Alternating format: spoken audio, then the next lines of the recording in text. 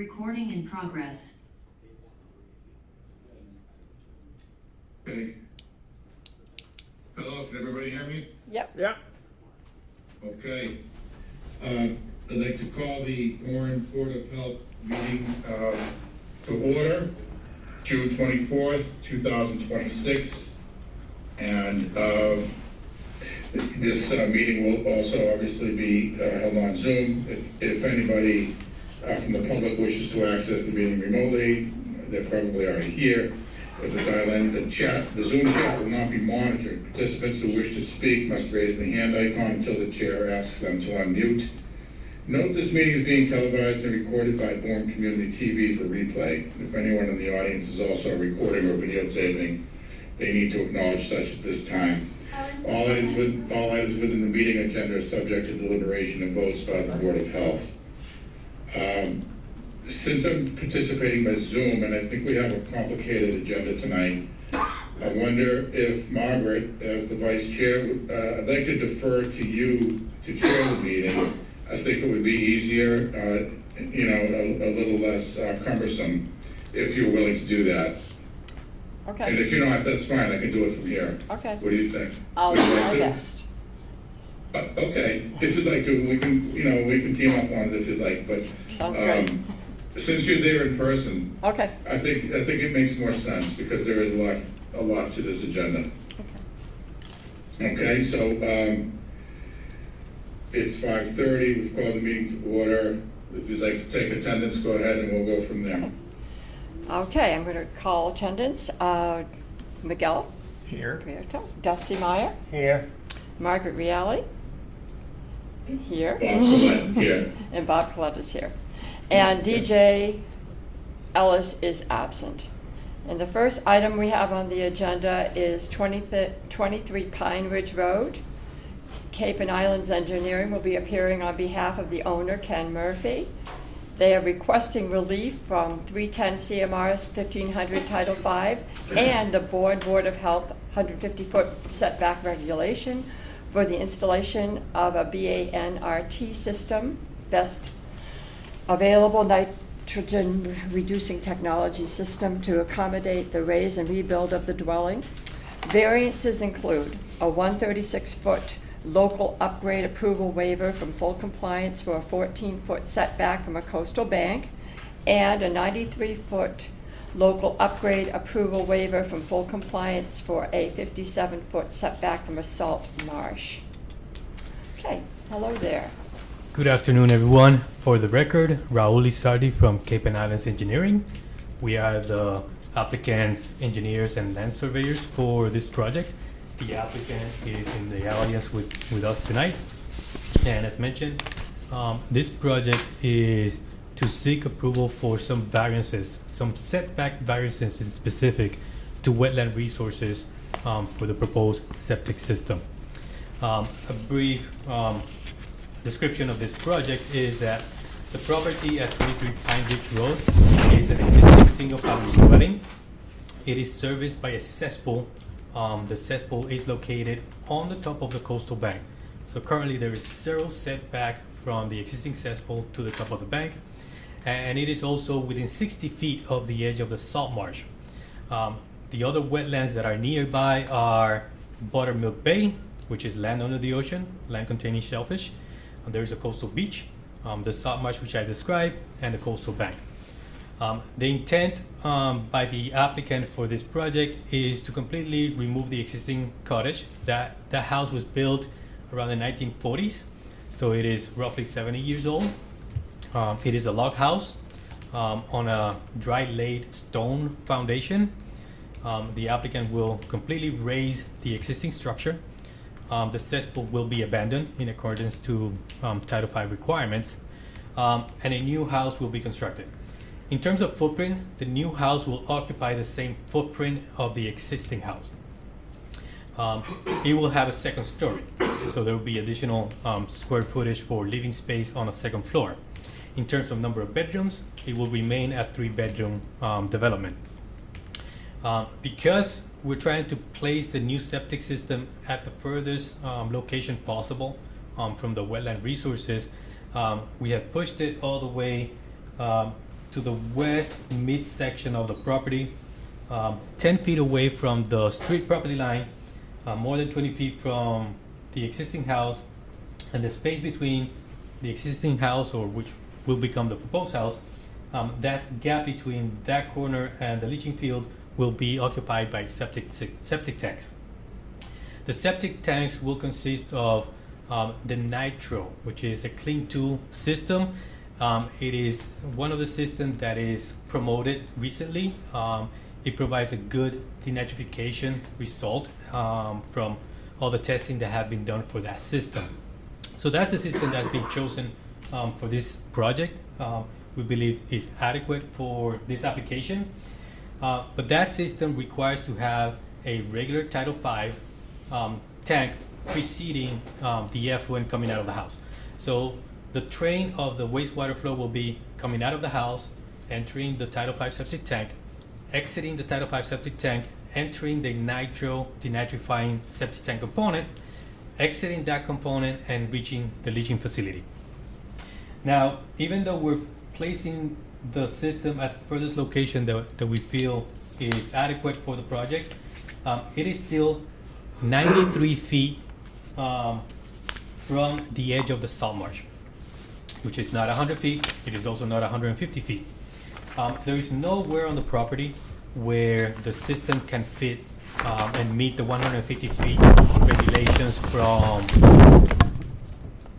the Board of Health requirements. It is also 14 feet from the top of the bank. Although the flood zone on this property lays down the bank, the actual top of the bank continues up and is approximately 14 feet from the proposed leaching field. So we're asking for those two variances, from 150 feet down to 93 for the salt marsh, and from 150 feet down to 14 feet for the coastal bank. Nowhere on the property there's enough room for a septic system to meet not even 50 feet from the top of the bank. So those are the two waivers that we're requiring. It's just the SAS from the coastal bank and the SAS from the salt marsh. There is another wetland westerly of Pine Ridge Road. The 100-foot setback from that swamp kind of follows and hogs the property line at the closest. So even moving that septic system anywhere will still fall within 150 feet of a wetland of some sort.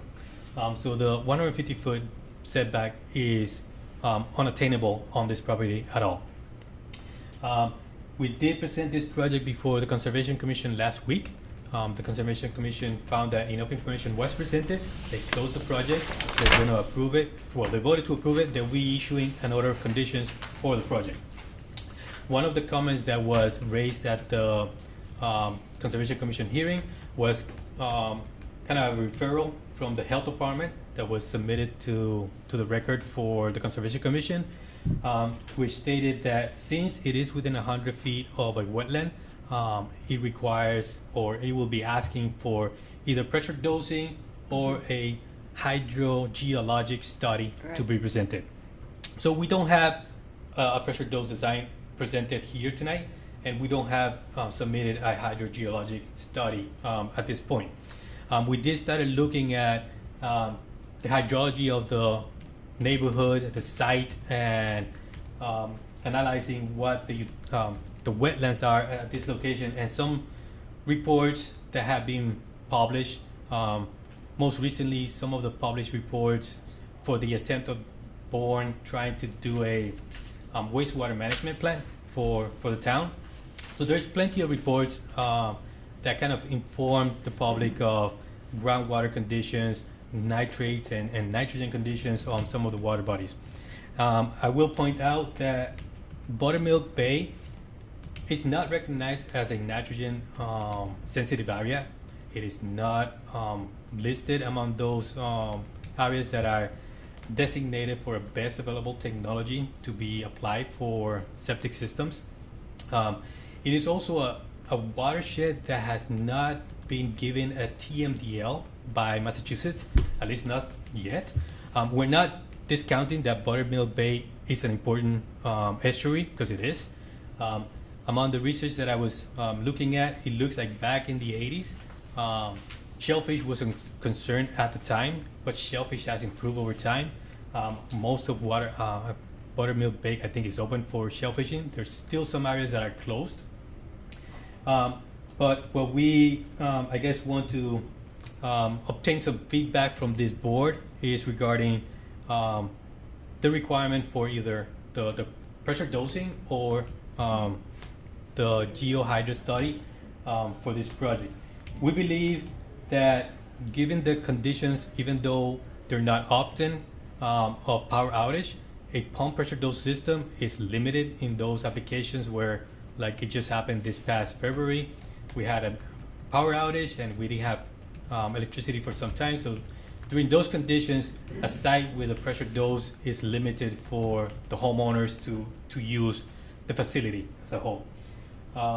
So with that, I will first open it up for any questions, and I will likely want some feedback about those two topics on pressure dose or the geohydro study.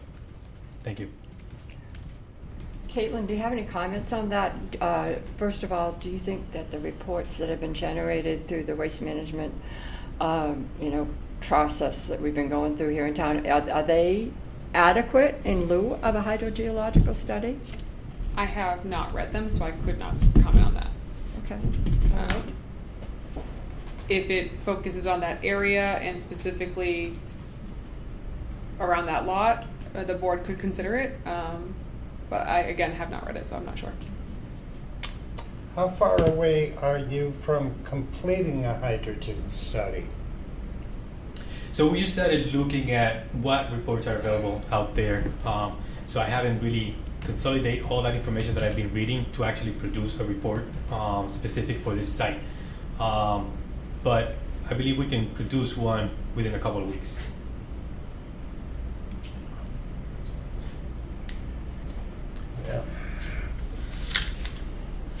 Yeah. Something that I do want to add is the entire shoreline on this property is practically a marsh. So the groundwater reaches the marsh. We're not debating that. So whether the groundwater flow will take it to this point or this point, it will still be within 150 feet of the septic system, no matter where we put the septic system. We do have a regulation, as you know, that says either a hydrogeological study or pressure dosing plus. You have, a great system, it looks like, of, denitrification system. But in this case, being so close to wetlands, that is the regulation. So I guess we have to decide whether, whether to not take that into account, to ignore our regulation. What do you think? There's only Yes. one other thing we could do, is a tight tank. That's the only other object they have here. Wouldn't be applicable because this would be considered new construction, so they would not be able to use a tight tank for the project. Yeah, and I will also add, a tight tank will be like a last resort. Yeah. I think the project has the room to have some type of leaching, so we will completely veer off a tight tank idea for this project. The site does have some room to put a septic system that's 100 feet from the marsh. We could do a 3-foot wide trench, 62 feet long. That's 100 foot from the marsh. It will never be 100 feet away from the bank. Right. It's an impossibility. So if the 100 foot setback to the marsh is something that this board really wants to value more, we can revisit the design of the leaching field to make it a trench. If the preference will be equal distribution, which is the intent with the pressure dosing, a Presby system is known to provide equal distribution without the use of a pump. And a Presby system practically fits in this same area that this chamber system is designed for. This system is roughly 10 by 30, so the Presby system is based on length of this pipe, and it can fit in that same area. So those are the two options that I'm looking at. So if because of the setback, the requirement for pressure dose is something that this board will still apply on this project, then I will forfeit trying to investigate and producing a geohydro study because the pressure dose will still be a requirement. And I would just convert this to a Presby system, and I can present a Presby system in a week or so. So yes, I have comments and questions. Number one, the question is if no house was to be rebuilt, is successful, so we will still require it to be updated. And they're updating it to a system that it seems very optimal in nitrogen reduction. So the question for Michelle, maybe Dusty, you can comment on this, by adding the pressure distribution, is that going to decrease the nitrogen further? No. If No, not, just- then what is the It's even distribution across the lot to prevent oversaturation in one area. That was the purpose of the board's regulation. Right, so the question is just to see if I'm going to consider a variance of what they're asking now, or if this is really going to make a significant Yeah. benefit for the environment Yeah. or not. And as you said, the Presby system, while it's not technically classified as pressure distribution because it's not pressure dosed, it does have more equal distribution on its own gravity-wise Yeah, so than a for- trench would, for sure. From testing, what has been observed is that standard Tidal V systems, by gravity, they overcharge where the pipe enters the leaching field. And it overcharges that specific location. Pressure distribution pressurizes the entire field at once.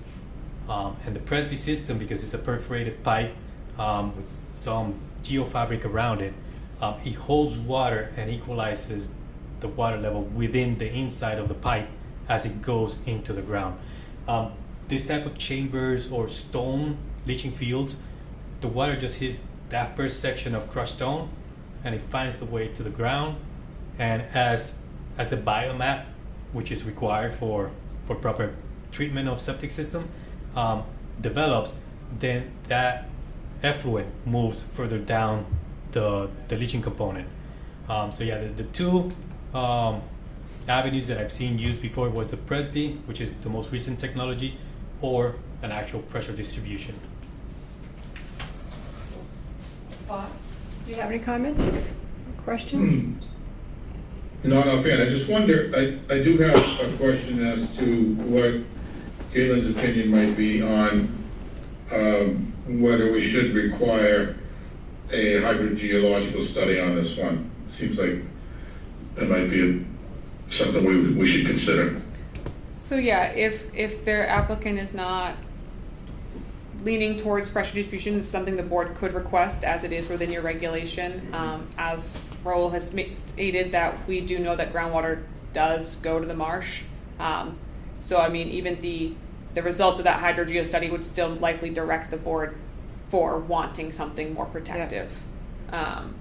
So unsure if it should be a requirement. I think right now it's up to the board if you want to require either or of those options or allow for a Presby installation versus a standard pressure dosed system. Okay. Yeah, I don't want to, require anything that is beyond, well, that wouldn't give us any more additional useful information if the Presby system would be adequate to achieve the goal of nitrogen reduction to the level that we would want it on that. So if it is something that we should do, I would prefer to do that, to require it. But if it's not going to make much of a difference, then I wouldn't want to, burden the applicant with any additional cost or anything like that. Only if it can provide a more definitive answer for us, if you would. Yeah, and I would like the pressure distribution or the Presby will not change the nitrogen loading from the nitro system. So it'd be just as effective. It will just be the same nitrogen, and we know nitrogen is the one target. At least it has not been recognized for buttermilk, but throughout the Cape, nitrogen is the one nutrient that has caused a lot of problems with estuaries. Right. But in this case, that is not the case. And I've done some geohydro studies in the past. So I guess a little brief of what that would do. If I were to do a hydro study here, and it shows that the groundwater flows more in a southerly direction, you can argue that the groundwater takes this direction, and it is 200 feet before groundwater from the septic leaching field reaches the wetland, which would exceed the 150 feet. And I'm saying, if I do a geohydro study, I'm not gonna find that. I'm gonna find that water is going in this direction, and it's not gonna help me, is what I'm saying. But if we do a Presby, it will equalize. It will still be the same variances.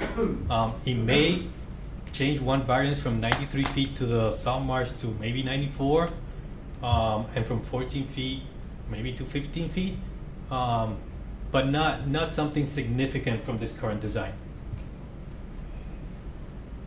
So you suggest the Presby system, switching to that in lieu of the other options that we've I discussed? do believe the Presby will provide the same benefits that we're seeking with a equal distribution. If the board feels that way, I will definitely ask for a continuance. Okay. But I will do a continuance where I can provide that revision to this project, Okay. and present it at the next available hearing. Okay. Any other comments, questions? I'll entertain a motion. Oops. To continue, yeah, Yes, I'll make a motion. To continue, right, to continue. Yes. and our next available meeting date is July 8th. Or July 22nd. The 8th. The 8th. I have enough time to do it. Okay. So I make a motion on 23 Pine Ridge Road for continuing this request until July 8th. So the revised plans will include the Presby system with the current proposed nitrogen system. Okay. I second it. All in favor? Roll Oh, call we vote. have to do a Yeah. roll call. Yeah. Bob? Aye. Aye. Dusty? Yes. Miguel? All in favor? Okay. Thank you. Thank you very much.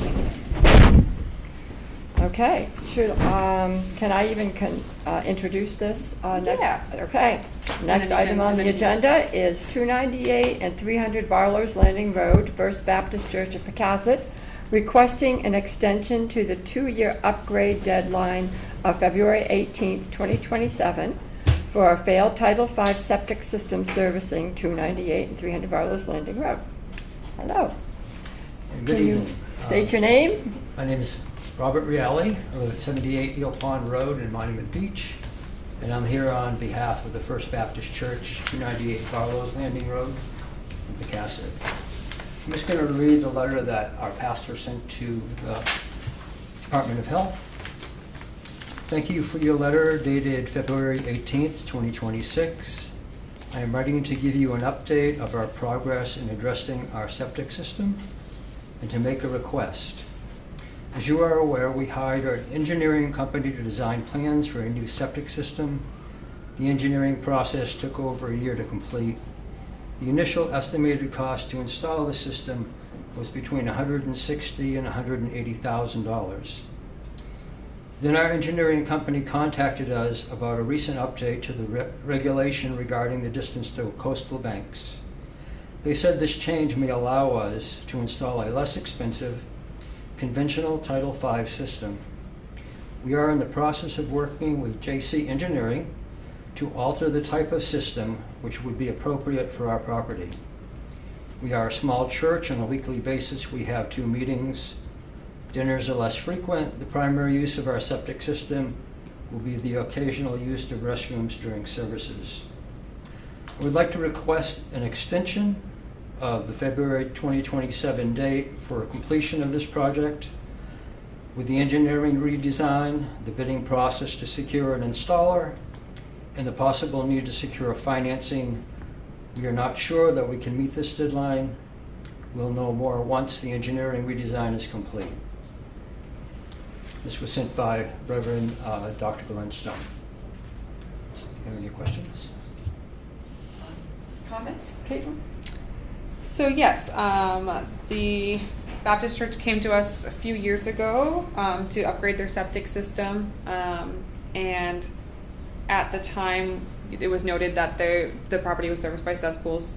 which gave them, a deadline to complete an upgrade.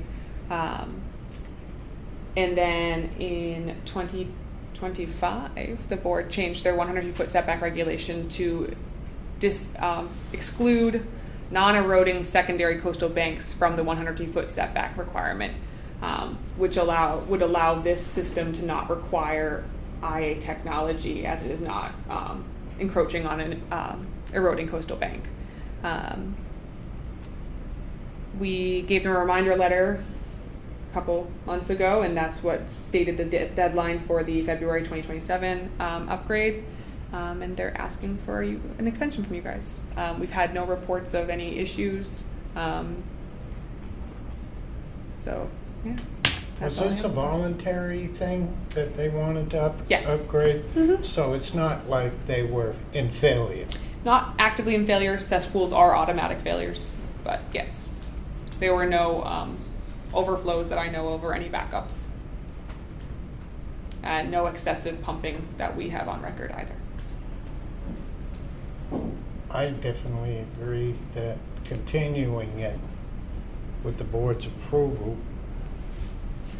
would be good, because the church isn't like a store making money every day. A church depends on, the people they have to do the work they need, and Right, I agree with you, Dusty. so. So how much time are you asking for, sir? For another year, Another year. that's 2028. Mm-hmm. Okay. Caitlin, do you feel that another year will be detrimental to the surrounding area? It wouldn't be severe. With what they have currently and what they're utilizing it for, I wouldn't call it a need for an emergency repair that would have to happen in a certain amount of time. Like I said, there's no reports of overflow or backup, so the system isn't actively failing on them. It is not necessarily a benefit to the environment by any means, No, but they are actively working to repair and upgrade it. So if you're allowed to give this 1-year extension, can you be very, very cautious of what you have for functions in that building? Yes, we have a very minimal amount of use for the building at this point. So no wild parties and all that? Well, I don't know. Hey, at our age, it's okay. Okay. Anyone want to make a motion? So, hold on. I have a question for Bob, and I have to ask because I'm a Yes. member of the church. Okay. Can I vote, or do I need to not vote? I would abstain. Yeah. Okay. So then we don't have a quorum for that. Yes, we do. No. No. Margaret is another member. Oh, Margaret's another member. I have to abstain as well. So it's a quorum of the board present, It's a what? a quorum of the board that is present. Is that? Okay. Okay. You had a quorum to open the meeting, and you need a Yeah. quorum of that board to make a motion and Okay, carry it. So, okay. so So someone, I'll make a motion then. thank you. I would move to issue an extension request for the septic upgrade at 298 and 300 Barlow's Landing Road with a completion deadline of February 18th, 2027. Second? 2028? I'm sorry, 2028, yes. Okay. Second? Okay. And then you That's all. just do a roll call vote of everyone's names. Okay, Bob? Yes. Yes. Aye, Abstain? yes. Okay. Abstain. Abstain. Margaret abstains. Miguel Yeah. abstains. Okay. Thank you very much. Thank you for appearing. All right, thank you very much. Have a good evening. You're welcome. Yeah. What was that date that we extended it to? February 18th, 2028. February 18th? February 29th, so it takes 4 years. You want to mess with me? You are very, you're very tricky. Okay.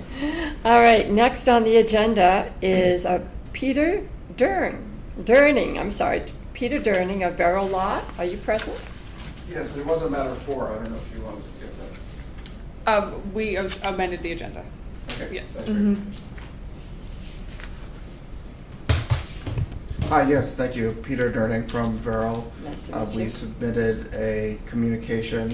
My law partner, John Shea, had been designated by this board to be the hearing officer for the anticipated site assignment. And Mr. Shea is not fully retired, but he is scaling back his activities and felt he couldn't make a full commitment to that hearing that was coming up. So we had proposed that I would take his place in that regard, and I sent a letter with my resume to you and wanted to appear before you today to answer any questions or concerns you might have with respect to that proposal. Okay. I wish, Go ahead. Go ahead. I wish Phil or one of them were here to. It's your choice, Board of I Health. know, and he's dumping it on us. The I Swim department all spoke very highly of this change as well. That's what I was looking Mhm. for. And As did Mr. Shea. Yes. Mr. Shea wrote a glowing recommendation, He did, and I appreciate that. which made me feel very comfortable. And I laid it out in the letter, but to the extent you need it, I can talk a little bit about my experience. I've worked with the 2 partners, John Shea and Tom Mackey. Both have deep experience in solid waste matters. And very recently, I've worked on 3 site assignments. One, I was counsel for the City of Gloucester Board of Health as they were entertaining a site assignment for them. And then I was counsel to 2 applicants, one in New Bedford and one in the town of Hudson, all within the last calendar year.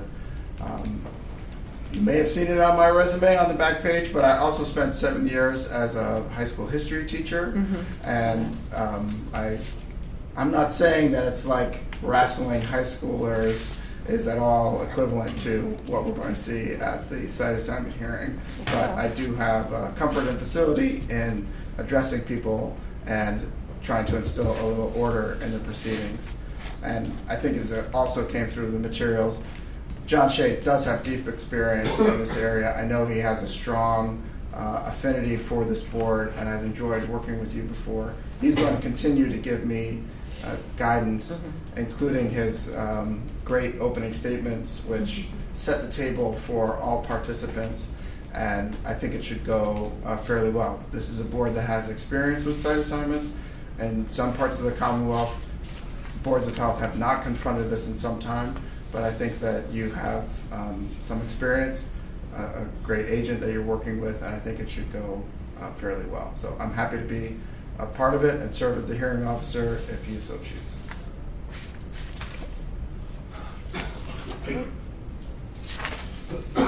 Any other comments, questions? Well, I must say, I did review Mr. Durning's letter and Mr. Shea's recommendation and Mr. Durning's experience. I think he is uniquely qualified to step into Mr. Shea's shoes in this instance. It's just my humble opinion. Based on the letter, I reviewed the letter from Mr. Shea, I agree. I mean, he's still unable to do this, so, yes. yeah, I have no objections. I'm sure he can address him if there's a confusing issue, but where he's worked on all these other projects, he's run into anything and everything, I imagine. And because they're of their relationship as partners, Mr. Shea says he's available to Correct. to consult. Consult, yeah. That's correct. Which is excellent. Yes. Right. So, shall we go ahead and make a motion to retain Mr. Durnick? Yes. We'd like to do that.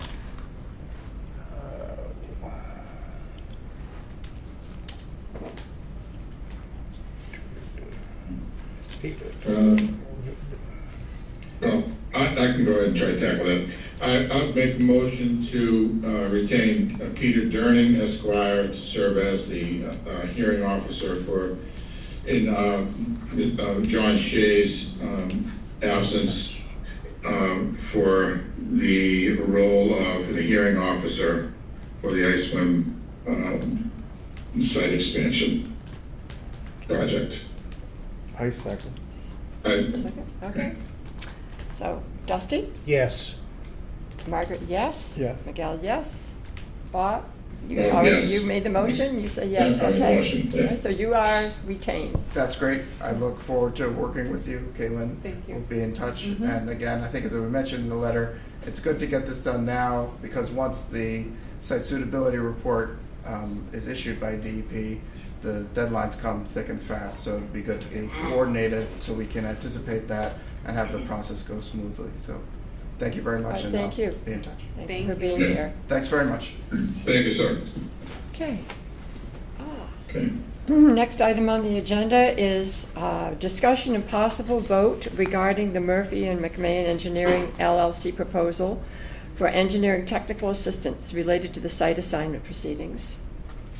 Is a representative from Murphy McMahon here? I don't see one. So you guys had already voted to retain Dave Murphy through as he was working for Ty and Bond. By the time this rolls around, he will likely no longer be fully employed by Ty and Yeah. Bond. So he is looking to continue working with the board on his own separately. He does have the appropriate insurances and credentials, and he gave his scope of work in his new submission under Murphy and McMahon Engineering Okay. LLC, if you'd like to take a look at that. Okay, that clarifies Mhm. that. I was wondering, he was talking about retiring. Okay. Yes. Mm-hmm. I was a little confused about Yeah. that too. Yeah. Okay. So same guy you guys already talked to a couple times, just looking to work separately from Ty and Bond. Okay. Okay. Any discussion on that?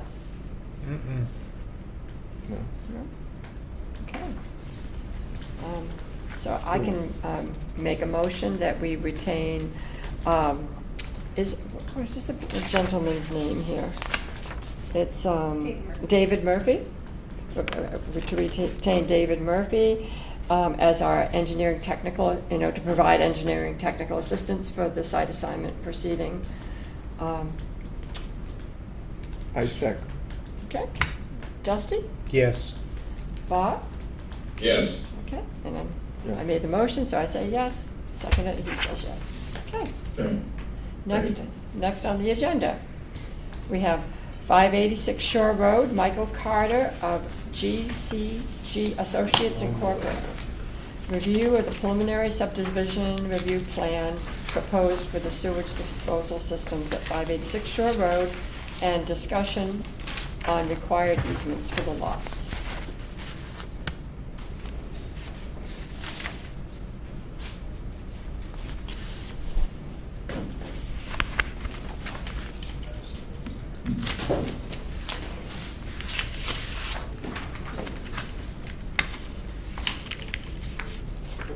Okay, go Good right evening. ahead. Yes.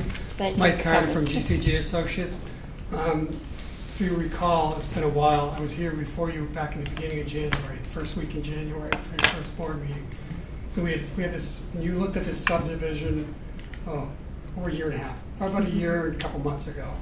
There's a preliminary subdivision we filed with the planning board, and you had some comments, and the planning board approved the preliminary subdivision, and then we came before you after, because you had some comments that were the one to discuss with you. And then in January, we came and I presented that, the project, which is basically off of 586 Shore Road in front of Little Bay. Then we decided that you wanted to do a site walk, and it snowed for 3 months. So some of you came out and went during a site walk, and we had it, I believe, in mid-April. I can't even remember now. And then, so I submitted a plan to you showing what we discussed at that meeting. Basically, I'll go over it. Basically, there's Shore Road is on the top of the sheet here. The bottom is Little Bay. There's on the site. There's 2 parcels. Basically, they're divided by the railroad which goes between the site. Where the we're talking to you about the section that's on the bay side, between the railroad and the bay side. There's two existing homes there. One is a 10-bedroom home and one is a 4-bedroom home. They're on one lot, just one 4.7 acre lot. And the septic systems, one is a leaching pit, we call it, and then the other is a trench system, which is way undersized for a 10-bedroom home. If I remember, I think the site was not a residential area, it was a school area at one point, and had different uses over the years. The owner bought it and turned the main building into a 10-bedroom house. Or it was a 10-bedroom house. He didn't add bedrooms, but he just took it and renovated it. So when we did the site walk, it's because when we had a meeting in January, it's a pretty big site, a little different than your typical residential lot. So when we did the site walk, we kind of walked. It has coastal bank, it has floodplain, and what we're trying to do in the original plan was to try to have the septic field outside your 150-foot setback from any bank or resource area. In order to do that under the subdivision, we would need to do easements across the lots. And so when we walked the site, kind of tried to help orientate you. But basically, if you look on the plan that you should have number 1 of 2. Do you have those? No? Okay. This'll help you. Yeah, I have 11 by 17 if you want those. The same thing, just color. But smaller. Thank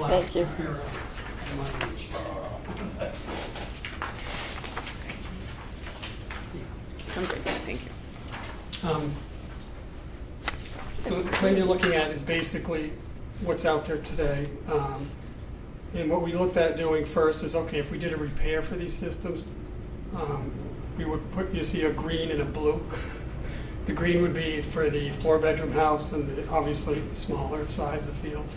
And the blue would be for the 10-bedroom house. And if you look at that, you'll see that there's a blue dashed line. It runs pretty much, if you look at here, it runs like this, goes up here. So this area right up in here, where those fields are right now, is the area outside of the 150-foot setback from any resource area on the entire 4 acres. So it's pretty clear there's not a large area that you can put a septic field in on this 4 acres to get away from this. So what we discussed is putting the fields up in that area during the site visit to try to get them as far away from the resource areas. But in order to do that, if we didn't do the subdivision, we would do this plan that you're looking at. I just wanted to show you that. And if you go to the second sheet, which is basically the subdivision that we showed you about a year ago with some minor changes. And it's also what I talked to you about in January. There would be 3 lots. There would be 3 parcels cut up. So we take 1 lot, and what we would do is, in order to do the subdivision, and the purpose of the subdivision is obviously, there's multiple purposes. The developer would like to get 3 lots on that side for his family.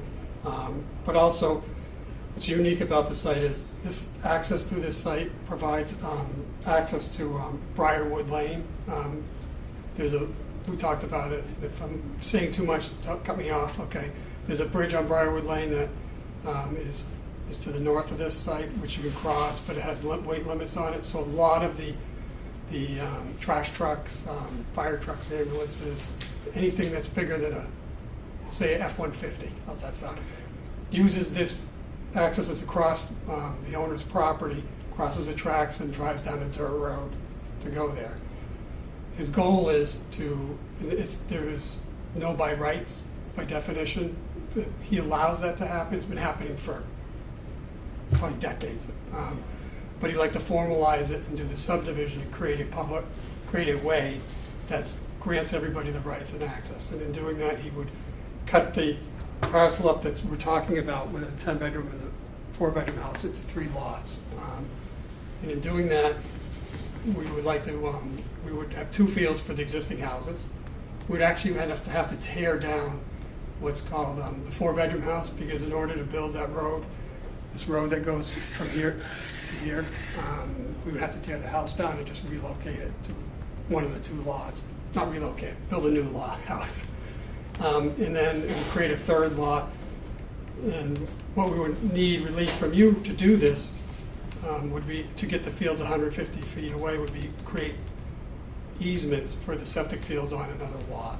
In other words, if you look on the plan, you'll see there's a green, there's a blue, and we'll call it a red. Those are the three septic fields. The blue would be for the new home. It would have a reserve area and a field area. That's the red one. The blue is for the existing 10-room home. The green would be for the relocated or the new house. Would be what replaces the 4-bedroom house. I think it's probably the best way. You get the fields away from this, outside they meet your requirement. The only thing is you need to have easements across lots to do that, and that's what the relief that we would need to do this subdivision. All the other conditions of Title V would be met for these septic systems. So, it's a preliminary subdivision. You had some comments concerning the easements a year ago, and the intent was to continue the conversation and get some feedback from the board. Thank you. Questions? It's a lot to digest. Comments? Hopefully the sidewalk helped you out a lot for those of you who were out there. From my understanding, this is just a listening. This is tonight, we're just listening and gathering information. So yeah, it's not the Board of Health's job to approve a subdivision or approve lots, but tonight you'll provide comment based off of what they're proposing. Each lot would have to come before you guys for septic permitting and would be required to meet the requirements for new construction for Title V and local Board of Health regulations. So given that, you could provide comment on what they're proposing. And then if there was something specific that you wanted to incorporate into any further planning board or ZBA memos, after you guys had these discussions, you could make a vote on that, and I could make sure to write those for you. Can I speak because to go further in what Caitlin said is, we went before the ZBA and you had comments. Mm-hmm. That was 9 months ago. That was like in September or October, I believe. Yeah. And you had comments about easements and things like that. And they when the ZBA was really adamant about getting that squared away with you to make sure this might be a reasonable thing that you might consider. Let's put it that way. So that's why we came to you in January to say, okay, let's talk to the Board of Health so that if we refile with the ZBA, we would have that option. We might not say we'll have your support, but we would at least have a best understanding, and the letter might be written a little differently. Mm-hmm. Yeah, obviously they couldn't give a definitive Yeah. answer because they're not looking at floor plans or specific site plans for each lot, obviously. But they could, voice their opinions on whether they think this is a feasible option. My one comment would just be that for it to be approvable under Title V, if the board wanted to be able to grant these variances regarded to the easements across property lines, the easements would need to be in perpetuity forever and ever and ever. So that would need to be recorded appropriately, and that on each site plan that was submitted, they should be able to show that a conventional septic system and reserve area could fit on that lot if needed, for variances to be approvable for new construction.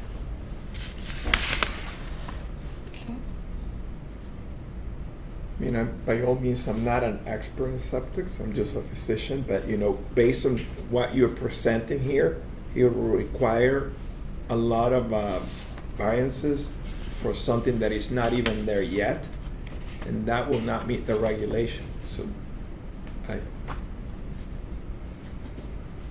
would be very I'd be honest about these. very interested in what the railroad's gonna say.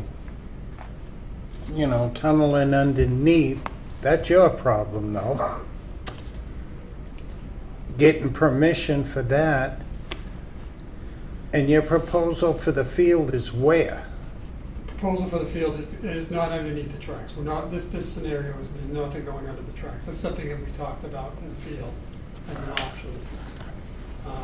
And putting parcels across the tracks, that's an entirely different one. The fields are gonna be right where the colors, the different colors are. If you remember, when we were down there and we Yeah. stood, if you're standing in front of the tracks are behind you, and you're looking towards the bay, it was over in the left where we said that, and that's where the fields would be, over in the left. There's a little depression in there where they probably mined gravel out when they built the tracks. Yeah, we were in the driveway, I Yeah. believe, the lower house looking Yeah. down the railroad tracks that way, and you were Yeah. talking about Putting that. it over there. Right, it was in that little hall, that hollow there, Yeah, right? correct, yes. Yeah. Well, partly in the hollow, partly up on the bank. Right. Bank towards the house, towards the bay, not towards the tracks. Now, have you considered alternative subdivision of lots, not 8, that would not require as many variances from us? Well, there's gonna be, so the lots across, on the other side of the track, Shore Road, there's no variances for those. Those 5 lots, we could go do those today. No, but these are the ones close to the water that These are would the cause three the that- issue, that- right? So there's no variance from Title V setbacks. The only, for this scenario, the only relief is that would have easements across lots. In other words, the house for lot 7 would pump up to the field on all the lots, all the septics would be on lot 8. So the lots 6 and 7 would have to pump to their fields on lot 8. So under this scenario, setbacks for any of the items, septic tanks, lines, and everything, there'd be no variance required, at least at this point. We haven't designed them, but we're not anticipating any. But if the septic systems were on their own individual lots, they would require variances. Correct, yeah, there would be significant variances.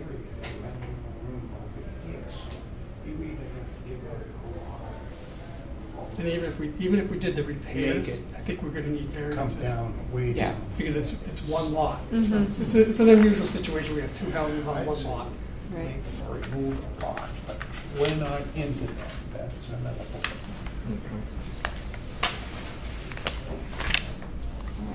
So, any further discussion or questions, comments? So, No? so we just, how do we resolve this? Thank you for coming, and we're gonna, Well, I mean, the do board we would vote have on to a- take some kind of, not necessarily a vote, but there should be some kind of direction moving forward. okay. Whether that means you don't like the proposal, you think that the proposal could be approvable if the applicant can show that a Title V system and reserve area could fit on each individual lot as on each of their permits. I do have one question, if I may. Yep. Yes, definitely. Relative to the easements crossing over, several different lots. Is that something that we, as a town or board, have historically approved? And if so, what are the possible legal implications of that for individuals that own those lots, or for, the town or anybody else that might be impacted by that? I don't know of any examples in the past that were approved by the Board of Health for new construction. The Savory Ave over in Sagamore Beach used to have a shared septic system for all of the dwellings that went across lot lines, and the leaching field was on Army Corps land, and there was an easement in perpetuity for that. There are additional legal battles that you have to jump through and documents that need to be recorded, but that again wouldn't be on the Board of Health necessarily, be on the applicant, and they would just need to present those recorded documents to you guys at that point. Again, I've not seen this approved for new construction based off of my research. All right, thank you, Katie. Mm-hmm. I have done this in multiple towns over my 40-plus years of experience. It's not ideal, but I have one that I did where there was 7 fields on one lot. And it was, this was much more complicated. And this is, so to Caitlin's point, you definitely have to have easements, and there's all kinds of easements and recordings. And you make sure that if it gets, if it fails, that, you know, the person has the right to go fix it. It's done. It's not common, but it is done. It has been done many, many times. Maybe not in Bourne, but in many, many others. I think from a health standpoint, we try to put the fields as far away as possible from the your resource areas. And this is just a conceptual plan that we're here to discuss it with you today. Because we're probably going to file with the ZBA again. And then it's good, you're going to get, the intent is you're going to get the same plan probably. And then hopefully I've educated you to some extent whether you want it, you know, whether you will consider it or not. That was my goal. What if you didn't have 8 lots, but you had 7? I would still need, if I just say I would do You may two- have addressed that. I was having a little trouble Oh. hearing. You might have already covered that, No, no. but So I if didn't I only hear. did 2 lots on that side, instead of the 3 that I have on the side, the ones across, the ones between Shore Road, Yeah, right. they're not 2 going to and- require any variance or anything. Those are, those would be by right and wouldn't require any variances. The 3 on the bay side, if I do 2 lots, I'm Yeah. still going to have to ask for the same, still So asking. that this- wouldn't be helpful to have It's not going to fewer eliminate that lots. issue because of because if you look at it, I only have that area with 150 feet setback up in here, whether I have 2 fields or 3 fields Mhm. or whatever the number is, I Mhm. still am going to need to ask for the same relief. Okay. Huh. Anybody want to give any more comments or direction or suggestions as to where to go from here? Should we? I mean, I'm not Right. experienced in this, but I just feel very unease about something that is not there, and then we have to make all these different exceptions that have never been done here in Bourne, at least. Do you have an idea of how many bedrooms would be in each property? So on all the parcels, it'd be 4 bedrooms on Okay. each house, except for the existing house would remain as it is. And so the proposed lot 6, do you think that a conventional Title V system and a reserve area for a 4-bedroom system could fit on that lot? No, it can't. And that's there's no question that it can't. It can't fit there without some weight relief, with a lot of relief. Let's put it that way. If you look at it, Would it be just relief from from Board of Health regulations, or would it also be from Title V? so it would be relief from Title. Good question. I don't know that off the top of my head. 50 feet from a soil absorption system, 25 feet from a tank or pump chamber. Yeah. So the coastal bank is 50 feet. Yeah. And then it would need relief. It would need relief from Title V as well. And anything on this any construction on this lot is going to need some sort of Mhm. relief. Whether we do just 2 repairs, which is probably the direction we probably will have to go initially, depending how long this takes. Because right now, one of the fields is Caitlin and Mr. Meyer know, it's the field, the leaching pit is basically on the top of the bank. Yeah. Mm-hmm. It's functioning, but so no matter what, we would have to go for some sort of relief.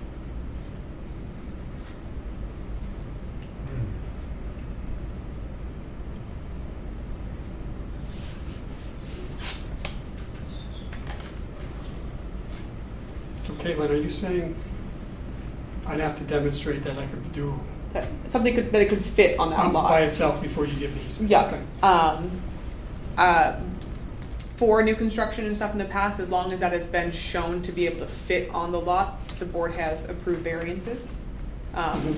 So if that is something that can be shown, that is typically what I ask for when I write memos to ZBA without Board of Health meetings.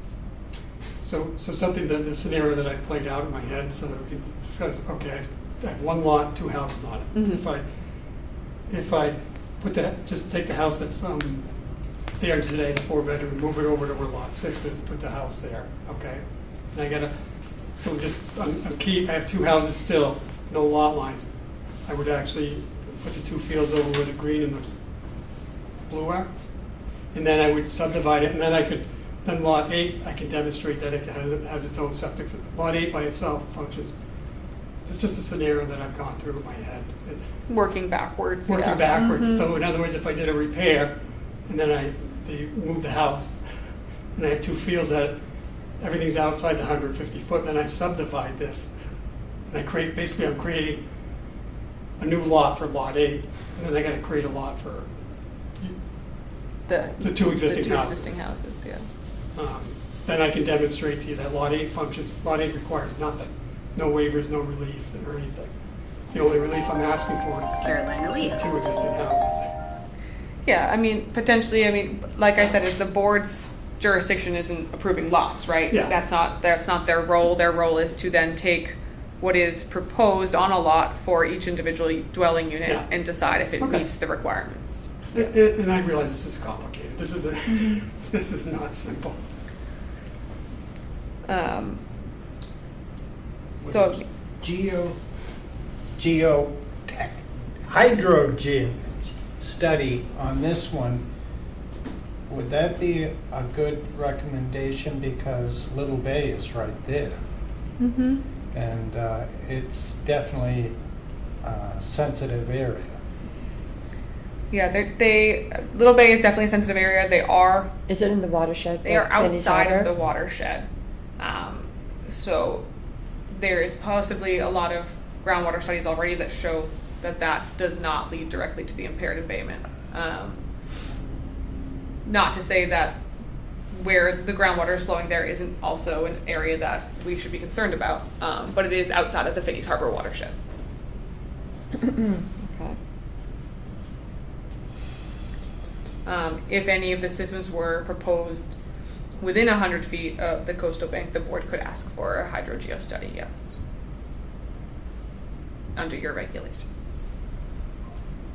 Just don't want the water going the other way either. We have many wells over there, don't we? Bourne Water District. Be well outside of their range, outside of Yeah. their buffer zone, but yes, that is the direction of our groundwater wells, yes. I would like to get to that point.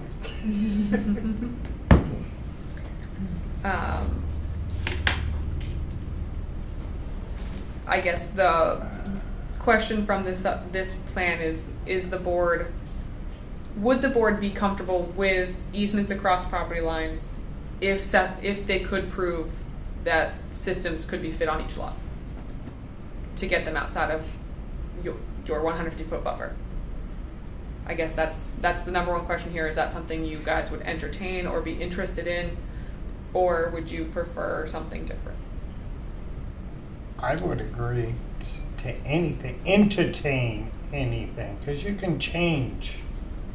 You don't have to, if all of a sudden we find we said wrong, or listened wrong, whatever, it's not in gold. Yeah. Again, the preliminary plan, Okay. Yeah, not the final one. Correct. And then each individual lot would still have to come before you for permitting.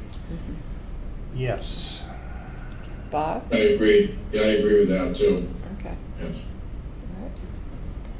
So if the board is comfortable, I could just write standard letters to ZBA and planning board in future that just states that applicants should meet the requirements of Title V or be able to prove that they can do so.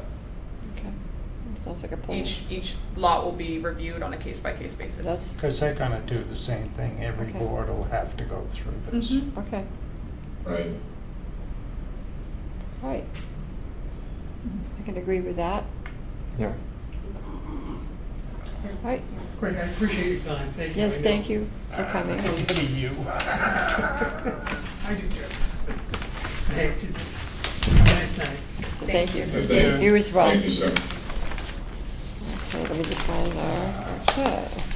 Next on our agenda. This. Oh, our next item is to review and potentially vote on the implementation of a statement from the Bourne Board of Health opposing ultra-processed foods and not serving them in schools due to their increased risk of dementia, according to a new study. That's what it says here on the agenda. Do you need me to go to the podium or you can talk from here? People can probably hear you better there. Here? Yes. Okay. All right. So throughout the years, there are many medical studies showing increased incidence of chronic medical conditions, including dementia, that are associated, not caused by, ultra-processed foods. The higher the exposure to the ultra-processed foods, the higher the association. Just to give you a background, we don't have randomized control studies showing that tobacco causes cancer, because you cannot have people here smoking and gonna follow you for a few years. You're not gonna quit, and we'll see what you died of versus someone that does not.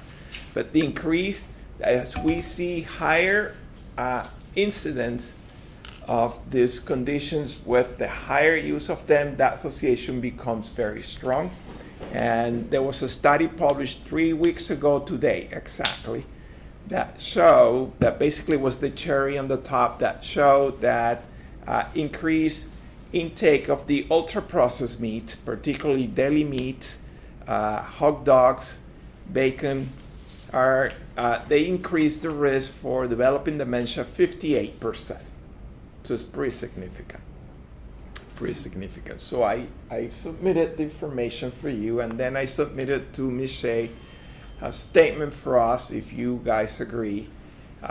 We're not legislating anything. We're just making a recommendation as a Board of Health. Number one, to publish or have it published, saying that we discourage the intake of ultra-processed meats as much as possible, and increase the intake of fresh fruits and or vegetables. If you're going to eat meats, they have to be fresh, meaning that they don't have chemicals that prolong the shelf life.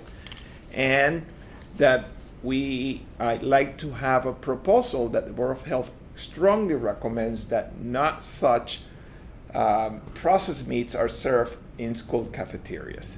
The medical studies, that's very interesting. I mentioned that last time, that eating a ham and cheese sandwich is the equivalent of smoking a cigarette in terms of harm to your health.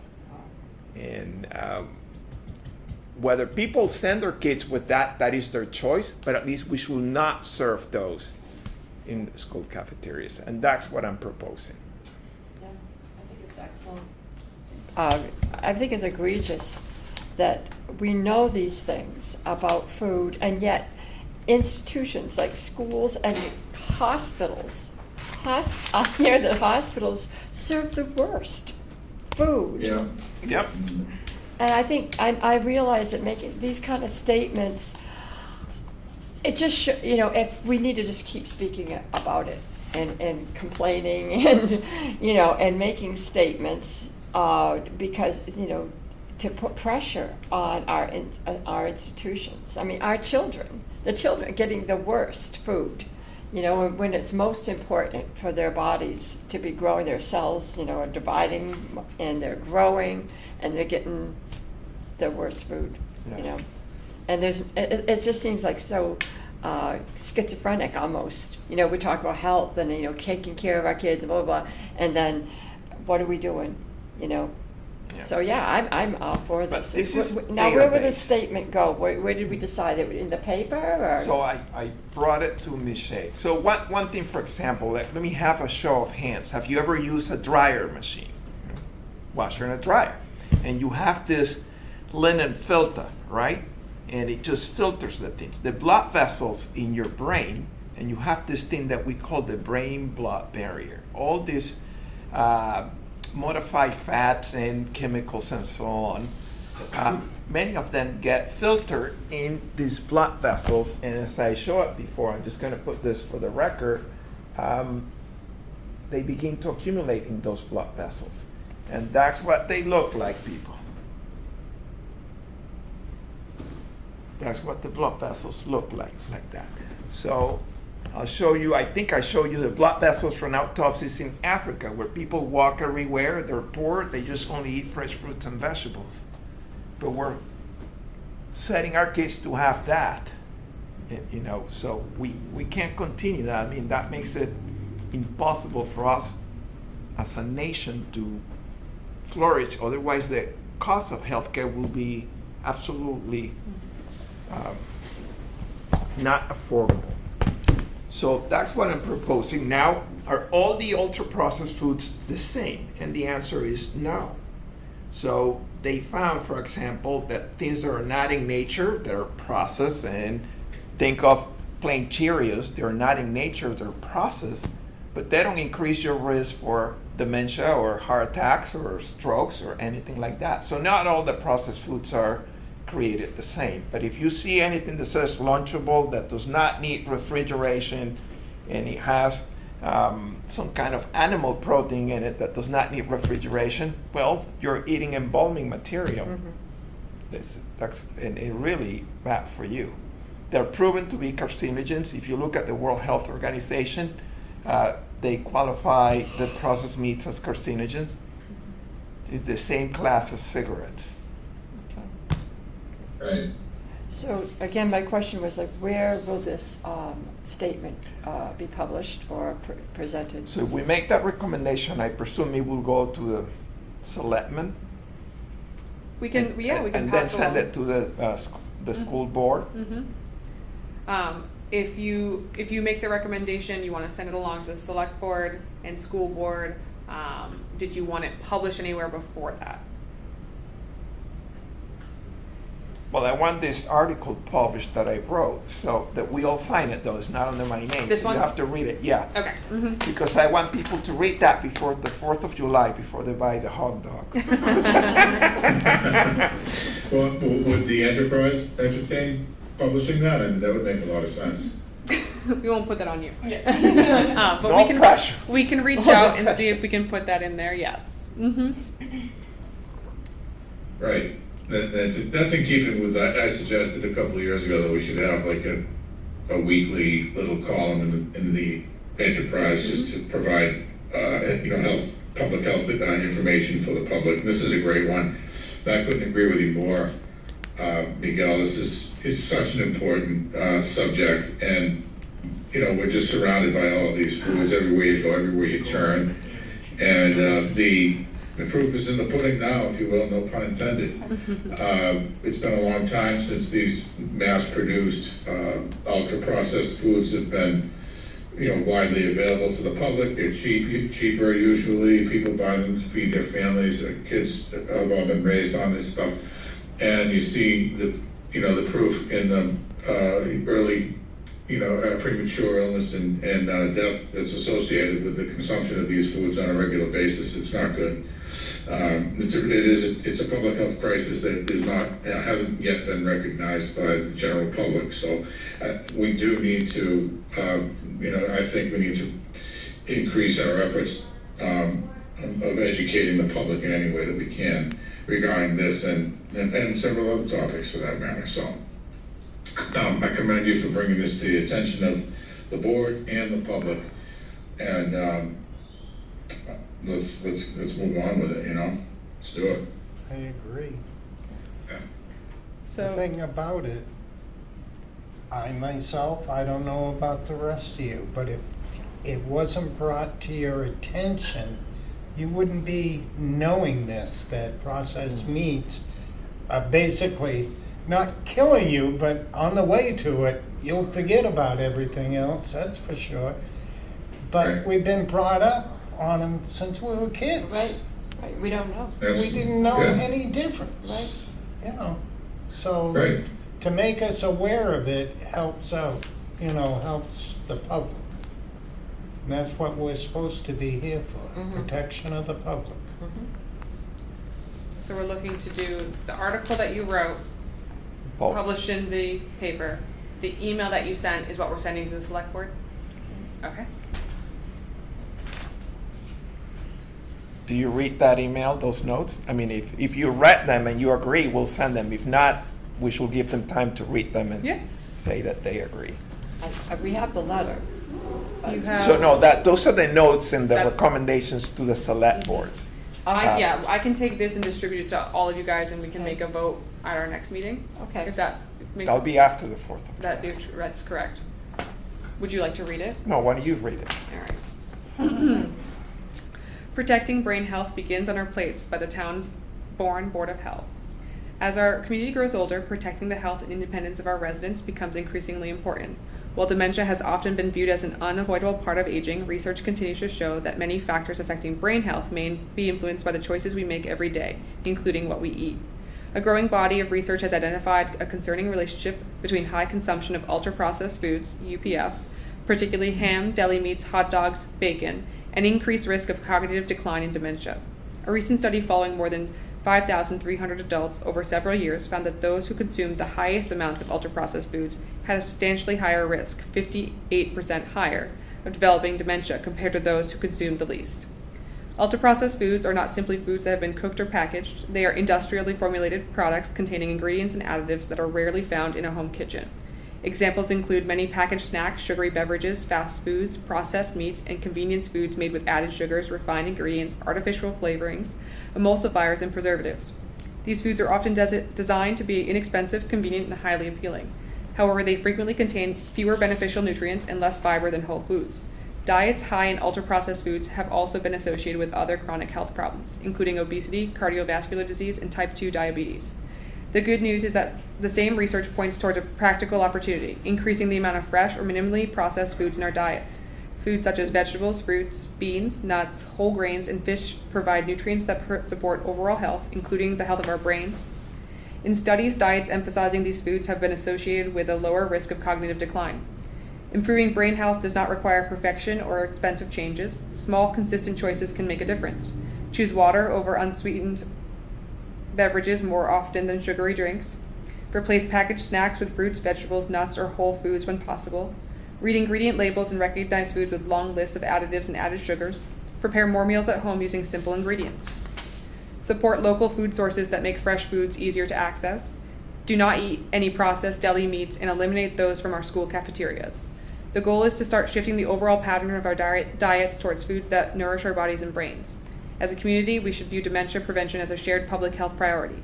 By increasing awareness and making healthier foods more available, we can help support longer, healthier lives for our families, friends, and neighbors. As we prepare to celebrate our nation's 250th anniversary, this milestone offers a meaningful moment to reflect not only on our shared history, but also on the choices that shape our future health. Community gatherings often feature traditional favorites like hot dogs and deli meats, but these processed options are among the foods most strongly linked to increased risk of cognitive decline. This year, we encourage residents to honor the occasion by choosing fresh, unprocessed alternatives such as grilled vegetables, lean unprocessed meats, seafood, or plant-based dishes that support both celebration and long-term brain health. Small shifts in what we serve at our tables can help strengthen the well-being of our entire community. Our future brain health may begin with something as simple and as powerful as what we choose to put on our plates. Wow. You don't do much at night for entertainment, do you? Well, I'm passionate about this. My grandmother died from dementia. My mother has it. So I thought, well, this is genetic, there's nothing I can do. And when I look at the medical data, dementia is a lifestyle disease. Mm-hmm. So I don't eat what my grandmother ate, I don't eat what my mother eats. Your chances increased Right, not yes, to get it. Yes. So, you know, No. So you would like us to make a motion that we would endorse or that we would accept this article as from us, that we are, embrace this statement. It would be submitted to the enterprise. And we also have an email that we would like to have forwarded to the select board. Any other boards that you'd like to have it and disseminated the to? school board. And the school board? And The school board, that's right, of course, the So school board. I can make the motion and then you Okay. guys vote on it. So I make a motion Okay. to send these notes to the selectmen board and to the school board for consideration and to submit this right up to the enterprise for publication to educate our town members. I second it. population. Aye, Yes. Steve? Yes. Yes. Okay. yes. Okay, we're good. Excellent, all right. We have the next item on the agenda is public comment on non-agenda items. I think we have some people here that would like to speak. I am so sorry, I have to excuse myself just a moment. Can he go ahead and start, or do we have to wait till I come back? Oh, no, the board cannot comment on public comment, so if you don't need to hear it if you don't want to. We Okay, can inform you very later good. on. Come on up, Mr. Barber. I'll be right back.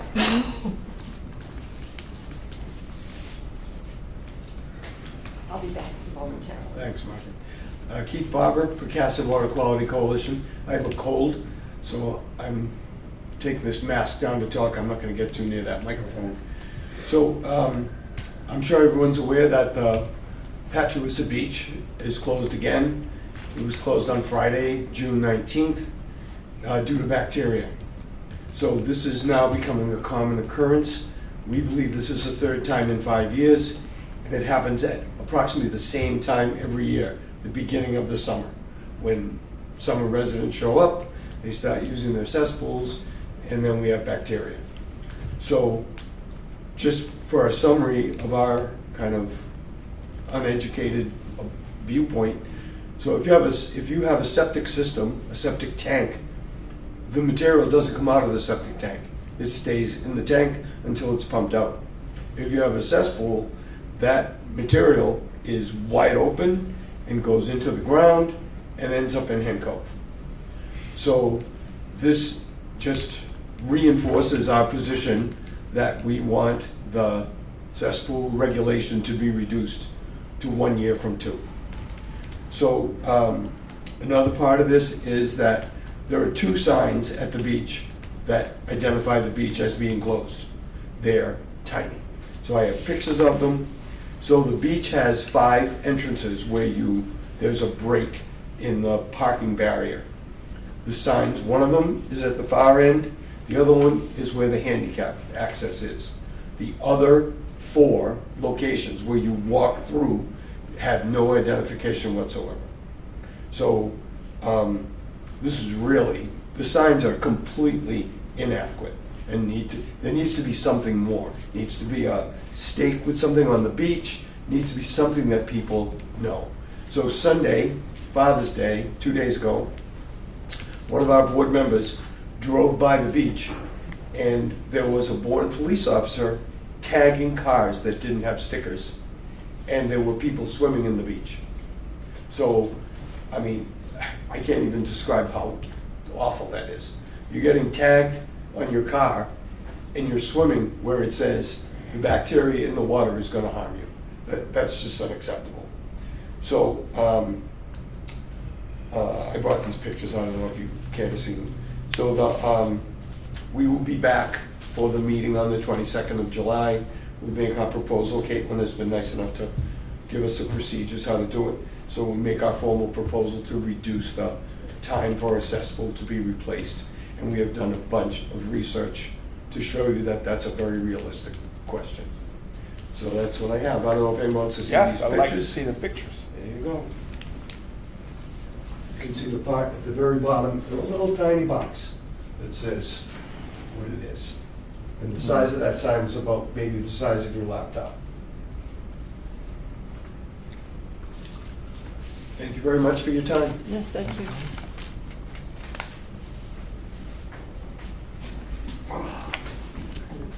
Oh, man, I'm freezing. Okay, so,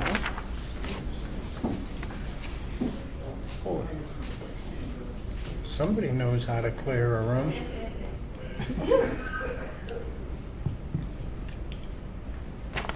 they're out in the water. So they're out in the water swimming, and then they get, he said that they came and gave this notice. Is that what he was saying? He said that they came and tagged the cars while they were... He was speaking about the police department was on site giving people stickers who don't have beach stickers, which is separate. Oh, from- because, all right. Yeah. That they were not enforcing this. The police department wouldn't enforce it. It's also, there's nothing to enforce. We provide notification of a beach But closure. people can go ahead and use it. And Right. people can choose to do what they want to do. So I just have a question. I'm sorry, Bob. Were you going to say something? For me? Yeah? Yeah, no, I said, the sign's just an advisory. So if people want to make foolish decisions, then that's on them. Right? I mean, it doesn't make it illegal to swim there. It's just strongly encouraging them not to, or discouraging them from doing so. So, Okay. So I have a question, because like we extended the time for the church. Right, but they're not on that area. But then if we do that, isn't it just better to crack down on the existing properties with cesspools to get them up to code? Caitlin probably can answer this better than me, but you'd be amazed how many cottages in that have cesspools right along the That's what he's waterfront. complaining about. Yeah. You can't go in there and say, pull that out, unless it fails, or you're called by a neighbor that it's spilling. But I thought the cesspool was considered a fail. Yeah, it A is. cesspool is an automatic failure, and about maybe almost 2 years ago now, Stacy and I have talked to Bob about creating a new procedure and sending out letters for a required upgrade, regardless of a title transfer and a failed inspection. Is if we had an identified cesspool, to just send out those letters to start that. We are actively identifying cesspools in town. That's not something that we just know off the top of our head. So we don't have it electronically that we can identify. So no, so these cesspools are existing prior to any Title V code. So prior to 78, there's no documentation of them usually existing at all. Usually if you don't have anything on a house, that means it's a cesspool. So we're slowly working our way through that. It'll take us a long time, and we just hadn't started sending out any notices until we had a good amount of people to send it out to, so we weren't targeting specific areas. Now, if we were to adopt the recommendation, is it going to be feasible for people to get it done in 1 year? Because look at all the time the engineers took, at least Yeah. with the church, to provide the plans. There will be instances where it's, it will take some people longer, especially if they, go with a lower quoted engineer and installer, and that's because they have higher job queues, meaning they're at the bottom of their list. They'll be the next job in 15 jobs. So they don't know when they're going to get it. 1 year is a long time. Systems can be installed. Systems are typically installed within a week once permits are approved. It's just a matter of the volume Isn't for the engineering- engineers and it's the volume for the engineering. installers. You Yeah. can get the plans done. Get Sometimes the that plans takes- done, and then also our installers. There's a large boom of installations and new construction and sales on Cape Cod, so a lot of our installers are inundated with jobs, and their timelines are quite longer. So I mean, a year is a long time, and it just might mean the board sees a little bit more extension People requests. asking for Yeah. extensions, Mhm. we could make that Yeah. change. But again, it's going to be the same as it is now. Is we don't always know there's a cesspool, so it's we take information as we get it. We do some research. We send letters to people that we assume have cesspools and ask them for documentation to prove against that. If they cannot, then we send them the failure letter with a time frame for completion. That's the process. It's going to be a long process. There's other towns in the Cape that have started that. I believe I saw Harwich just sent out their second reminder for people on their social media, so we could emulate other towns that are doing their processes similarly. So I mean, 1 year could be something you entertain. It's not unheard of. It just might not be feasible for every person.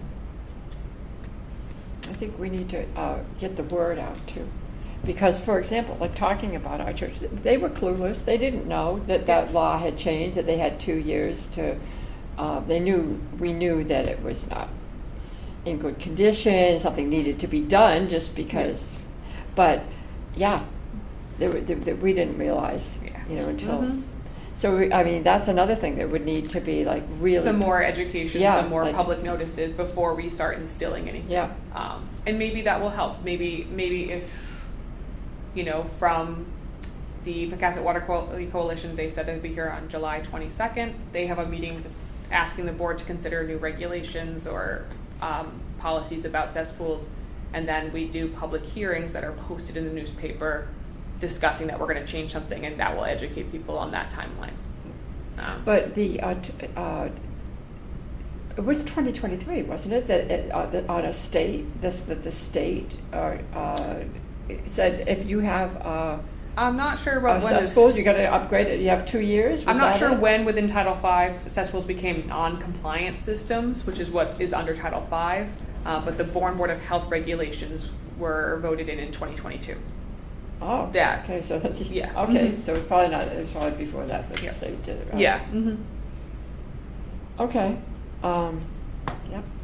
Mr. Barber, he's been here before, do you remember him? Yeah. Yeah. Last time he was Yeah, here. and he's been around, this is something that he's been very concerned about for a long No, time. I agree, we need to have the cesspool, upgraded to the right system, but I just want to make sure that people will have the time. It's not like, Right. I think what it would do is put the burden that we'll have, like you said, more people coming in asking for extensions, just like what we just Yeah. saw today.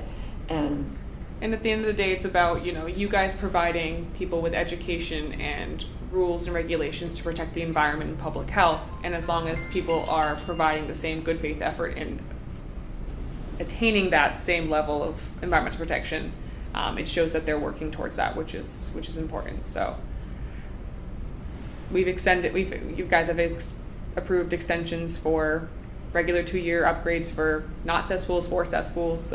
So it's not something that's a hard thing to do. We just might maybe make a policy that states if someone is asking for an extension, we have a set mile marker that they're supposed to meet along the way. So that they're making sure that they're following through on their side of things. Well, the other problem it is, a lot of people know we have a toilet, we flush it, and it goes out that pipe. Where it goes, they don't know. Right, they They just have don't education. until it returns coming back up. Right. They don't. and financing. Yes. I need someone who bought a house and was convinced that they were on town sewer. They don't live on the Cape. They were convinced, and then they went to go sell their house, and the Oh, real my estate agent was like, goodness. "No, you have a septic system." Oh my goodness. They had no idea. They had no idea. Wow. I've been to jobs What a shock. to find the pools. We come across 5 pools. They kept adding them on. One would fill. The last one, when I saw the backhoe in the ground, it was made of rocks. That's how old it was. There are some of them still out there, I'm Yeah. sure. Mm-hmm. Oh, we still have stuff on the agenda, Yes, sorry. some minutes. Well, and also, did you already go by the health director's report? On the amended agenda, I took it off because I just got back from vacation, so I had nothing for you Okay, guys. we'll just cross that right out. So anything else, any other comments from the board on future agenda items? We've kind of covered your latest project. Miguel, anybody else want to say anything about future agenda items? Nope, okay. Yes, we just have one set of minutes, June 10th, to approve. I move that we approve the previous minutes of June 10th. yeah, I second that. I read it. And Dusty, do you? Yes, I agree. And Bob, do you approve? I abstain, I was not there. Okay, all right. We approve them. It's approved. Okay, and now, do we have a motion to adjourn? Make a motion to adjourn. You want to second it? We'll give you a chance to say something. Dusty seconds it. I say yes. Bob, do you say yes? Yes. Okay, very good. We are adjourned.